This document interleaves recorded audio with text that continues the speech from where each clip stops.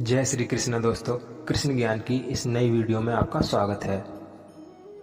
दोस्तों, आज की कहानी है श्री कृष्ण और सांप कालिया की कहानी। कहानी को शुरू करने से पहले अगर आप चैनल पर नए हैं तो सब्सक्राइब बटन को दबाकर बेल आइकन को प्रेस कर दें। तो चलिए आज की कहानी को शुरू करते हैं। एक बार की बात है कि यमुना नदी में एक मीठे पानी की झील में एक जहरीला सांप रहा करता था, जिसका नाम कालिया था। कालिया इतना जहरीला था कि धीरे धीरे उसका जहर यमुना नदी के पानी को भी जहरीला बना रहा था। एक दिन उस नदी के किनारे पर एक गाय चराने वाला गया और उसने उस नदी से पानी पीना शुरू कर दिया। पानी पीते ही उस व्यक्ति की मौत हो गई। जब भगवान श्री कृष्ण को इस बात का पता चला तो श्री कृष्ण ने अपनी शक्ति से उस मरे हुए व्यक्ति को दोबारा से जिंदा कर दिया।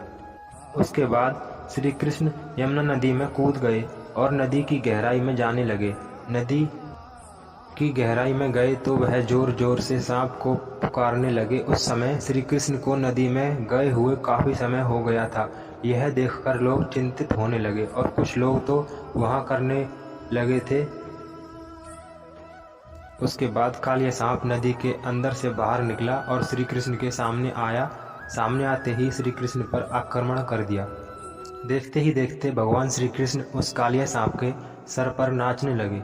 वह कालिया सांप 1000 सर वाला विशाल सांप था। श्री कृष्ण इतनी तेजी से नाचने लगे कि कालिया सांप के मुंह से खून निकलने लगा। जब यह बात कालिया की पत्नी को पता चली तो वह श्री कृष्ण के सामने कालिया के जीवन की भीख मांगने लगी।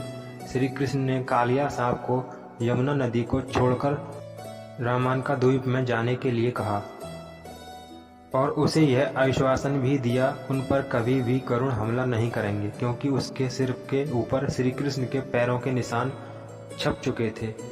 यह सुनकर कालिया सांप बहुत ही ज़्यादा खुश हो गया और फिर वह अपनी पत्नी के साथ यमुना नदी को छोड़कर वहां से दूर चला गया। इस प्रकार श्री कृष्ण ने कालिया सांप से गांव वालों की रक्षा की।